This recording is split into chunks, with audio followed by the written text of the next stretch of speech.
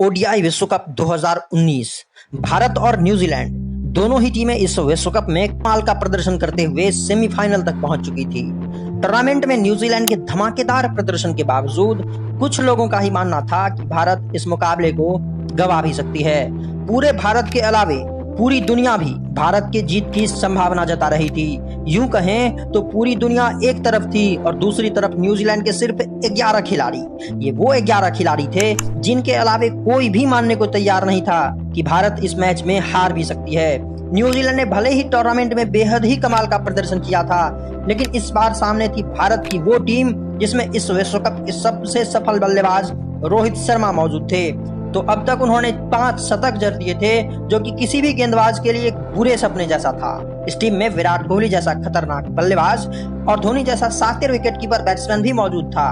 इन सब के बीच पूरी दुनिया ने वर्ल्ड कप में न्यूजीलैंड के गेंदबाज लॉकी फर्ग्यूसन और ट्रेंट बोल्ट के कहर को नजरअंदाज कर दिया था। बता दूं कि इससे पहले भी इस विश्व कप में भारत और न्यूजीलैंड के बीच मुकाबला होना था, लेकिन वह मैच बारिश के कारण रद्द हो गया। इस विश्व कप में यह पहला मुकाबला नहीं था जो बारिश की भेंट चढ़ा हो, बल्कि अब तक कुल मिलाकर 4 मैचेज बारिश के कारण रद्द हो चुके थे। और एक बार फिर भारत और न्यूजीलैंड के बीच ये सेमीफाइनल मैच निश्चित ही बारिश के सायों के बीच शुरू होना था। दुनिया की नजरों में भारत को फाइनल में पहुंचने के लिए यह एक औपचारिक सेमीफाइनल था, जबकि न्यूजीलैंड इस मुकाबले को हर हाल में जीतकर फाइनल में पहुंचना चाहती थी। दिन था 9 जुलाई 2019। न्यूजीलैंड ने टॉस जीत करके बल्लेबाजी करने का फैसला किया और भारतीय गेंदबाजों ने शुरू से ही डोमिनेट करना स्टार्ट कर दिया। हाल कुछ ऐसा था कि न्यूजीलैंड ने 17वें बॉल पर बैट से अपना पहला रन बनाया था और अगले ही ओवर की तीसरी गेंद पर बुमराह ने गप्टिल को महज 1 रन पर आउट कर दिया। न्यूजीलैंड का स्कोर 3 ओवर और 3 गेंदों के बाद 1 विकेट पर महज 1 रन था। 18.2 ओवरों में टीम ने 69 रन पर दूसरा विकेट भी गंवा दिया और 50 ओवरों में न्यूजीलैंड ने कुल 239 रन ही बनाए। विलियमसन और रॉस टेलर ने एक बार फिर सूझबूझ भरी बल्लेबाजी से दिखाया कि आखिर उन्हें क्यों विश्व क्रिकेट में एक महारथी बल्लेबाज कहा जाता है। कप्तान विलियमसन ने 67 और टेलर ने 74 रनों की शानदार इनिंग्स खेली। महज 240 रनों के लक्ष्य को देखकर अब न्यूजीलैंड के समर्थक भी भारत की जीत मान चुके थे। पहले ओवर में भारत ने ट्रेंट बोल्ट के खिलाफ 2 रन बनाए, लेकिन अगले ही ओवर में टूर्नामेंट के सबसे सफल बल्लेबाज रोहित शर्मा महज 1 रन बनाकर आउट हो गए।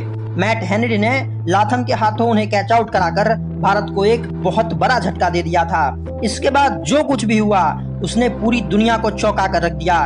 तीसरे ओवर में विराट और चौथे ओवर में राहुल भी निपट गए। देखते ही देखते भारत ने महज 5 रनों पर रोहित शर्मा, विराट कोहली और राहुल के रूप में 3 महत्वपूर्ण विकेट गंवा दिए थे। अभी इन विकेटों से उबरने की भारत की कोशिश चल ही रही थी कि जेम्स नीशम ने दिनेश कार्तिक का एक ऐसा कैच लपका जो निश्चित तौर पे देखने में भी असंभव लग रहा था और भारत को 10 ओवरों में 24 रनों पर 4 झटके लग चुके थे।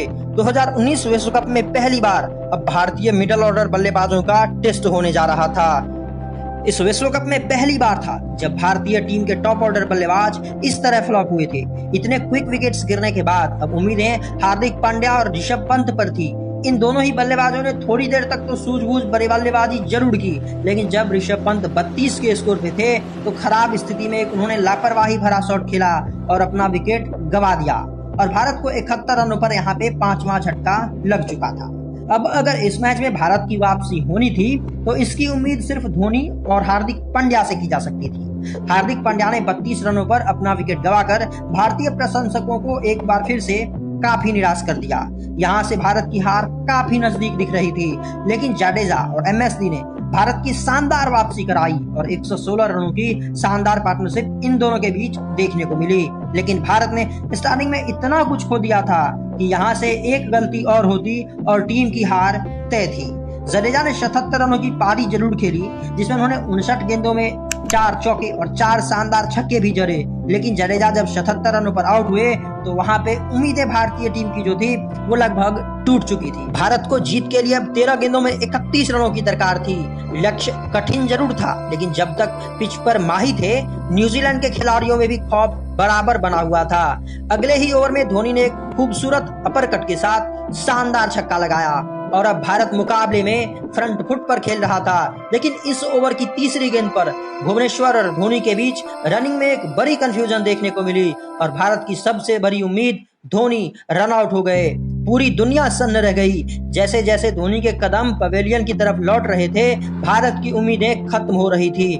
आखिरकार न्यूजीलैंड ने मैच को 18 रनों से जीतकर पूरी दुनिया को अपनी ताकत महसूस करवाई थी।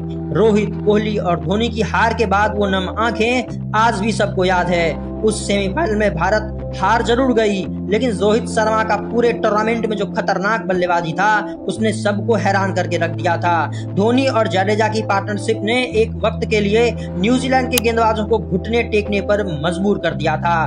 भारत चैंपियन तो नहीं बन सकी, लेकिन पूरे टूर्नामेंट में भारत जिस चैंपियन टीम की तरह खेली वह हमें हमेशा गौरवान्वित महसूस करवाएगा। अंत में फाइनल में न्यूजीलैंड को हराकर इंग्लैंड पहली बार विश्व चैंपियन बनी। दोस्तों, अब टीम इंडिया के पास उस कहानी को बदलकर अपना बदला पूरा करने की बारी है। इस विश्व कप में रोहित, विराट के साथ पूरी टीम इंडिया कमाल के फॉर्म में दिखी है। बैटिंग, बॉलिंग, फील्डिंग हर क्षेत्र में टीम अनमैचेबल लगी है। उम्मीद है कि अब की बार 15 नवंबर को भारतीय टीम सभी पुराने हिसाबों का बदला पूरा करेगी। आपको क्या लगता है, विश्व कप सेमीफाइनल में भारतीय टीम न्यूजीलैंड को हरा पाएगी या फिर नहीं?